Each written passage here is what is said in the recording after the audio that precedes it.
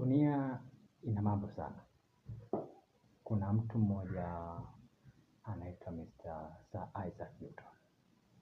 Ni Mwingereza ambaye aligundua sayansi ya kipekee sana katika dunia hii ya leo, ambao watu wengi wanafaidika kupitia sayansi yake aliyogundua, kuanzia theology mpaka kuja katika practical ya vitendo, kuanzia nadharia mpaka kwenye vitendo. Sir Isaac Newton ni mwanasayansi Mwingereza ambaye alikuwa na akili sana za kipekee kuliko vile ambavyo mtu anaweza kadhania. Huyu bwana aligundua sayansi yake. Nadhani wengi sana tuenda mashuleni tujifunza kitu kinaitwa motions of the law pia na mambo mengine, excitation force. Huyu jamaa anahusika kwa kiasi kikubwa sana katika sayansi yake, na hata kule Uingereza wakampatia heshima yake, wakamuita Mr. Sir Isaac Newton genius. Sasa tuje katika swali letu moja.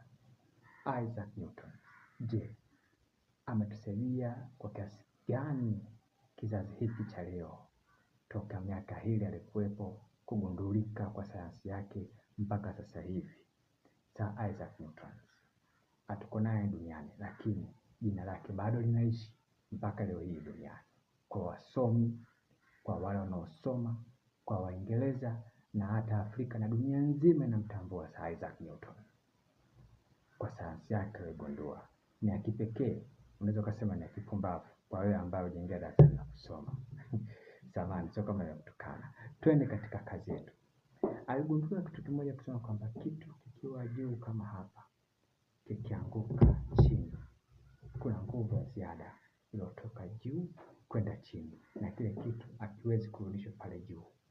Kwa mfano, tawi, jani la mti likiwa mtini, linavyoanguka kutoka juu kwenda chini halirudishiki pale juu, lakini kuna nguvu kutoka pale juu inakuja kati na kuishia chini.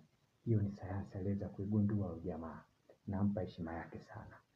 Kitu kingine huyu jamaa aligundua kitu kimoja, ni kwamba motion of the law,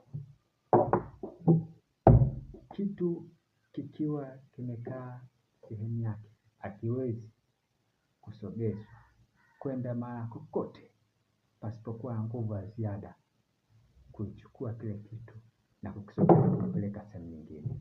Hapo imetumika nguvu ya ziada, la sivyo iko kitu kama usipokitoa kitabaki hapo hapo, miaka nenda miaka rudi, hakitolewi. Hata utazunguka kote utakikuta kiko hapo hapo.